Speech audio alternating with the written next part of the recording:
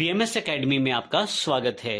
आइए अब हम इसको एक एग्जाम्पल के द्वारा समझते हैं, जिसमें हम दो वेरिएबल्स लेंगे और उन दोनों की वेरिएबल्स की वैल्यूज को तीसरे वेरिएबल में स्टोर करेंगे। देखिए हमारे पास यहाँ पे एक एग्जाम्पल दिया गया है जिसमें हम तीन वेरिएबल्स का जोड़ देखेंगे। सबसे पहली स्टेटमेंट देखें तो हमने हेडर फाइल इंक्लूड की stdio.h, उसके पश्चात void main ब्लॉक को ओपन किया अर्थात मेन फंक्शन को ओपन किया। यहाँ पे ये मेन फंक्शन को ओपन करने के पश्चात ही सबसे पहली स्टेटमेंट है इंटीजर ABC। इसका अर्थ ये है कि हमने एक साथ तीन वेरिएबल डिक्लेयर किए हैं, तीनों की डेटा टाइप इंटीजर है। उसके पश्चात हमने A में वैल्यू स्टोर की है 10, B में वैल्यू स्टोर की है 20। यदि आप यहाँ ध्यान से देखें तो राइट हैंड साइड की जो वैल्यू रहती है वो लेफ्ट हैंड साइड वाले वेरिएबल्स में ट्रांसफर की जाती हैं।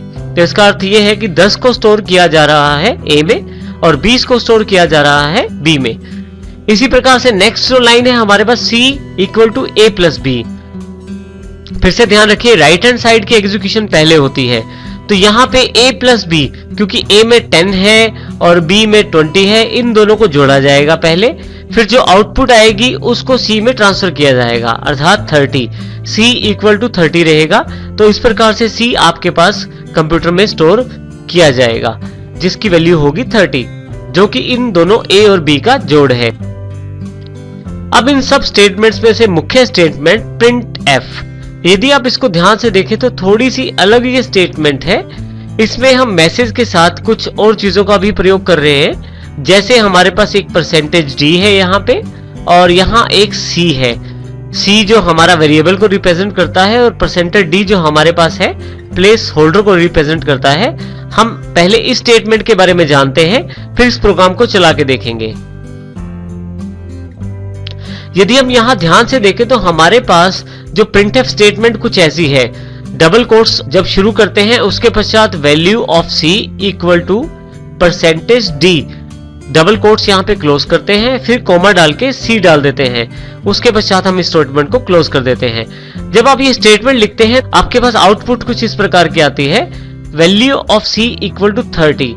यदि आप यहाँ पे इक्वल से पहले वाला सारा मैसेज देखें तो एज इट इज है जैसा आपने लिखा है वैल्यू ऑफ C इक्वल, ये बिल्कुल वैसे है, परंतु यहाँ %d था जहां पे वहां पे 30 आ गया है।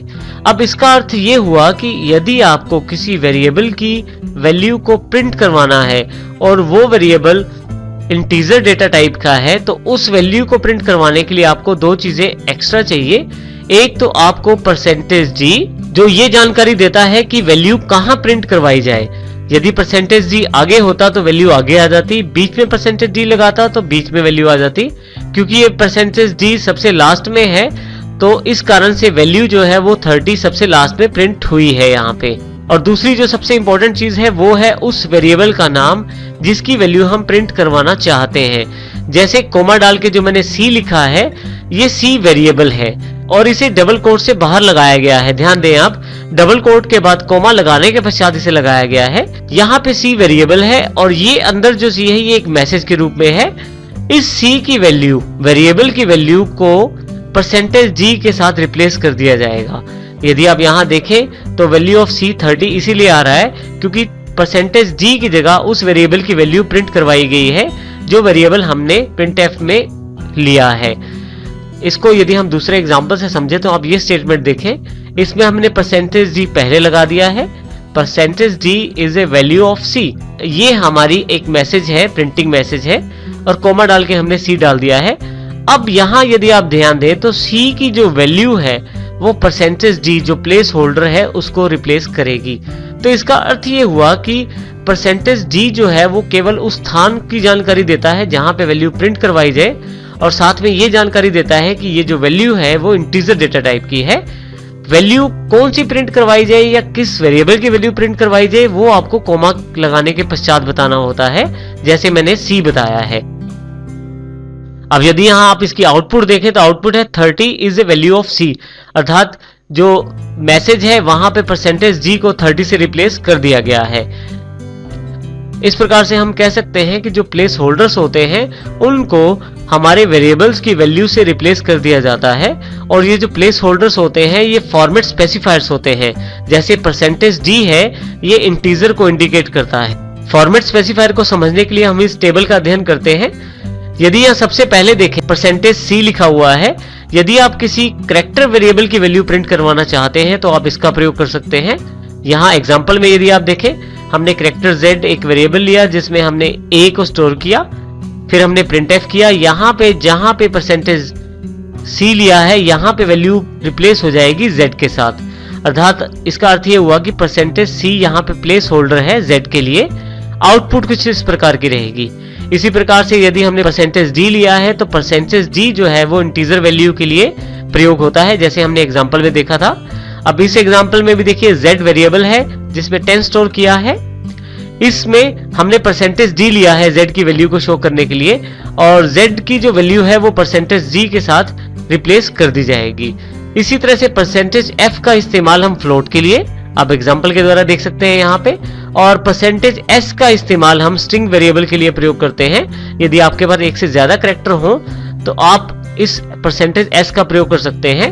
परंतु अभी के लिए जो मुख्य इंपॉर्टेंट बात यह है कि फॉर्मेट स्पेसिफायर से हम ये जानकारी दे सकते हैं कि हम किस प्रकार का डेटा प्रिंट करवाना चाहते हैं।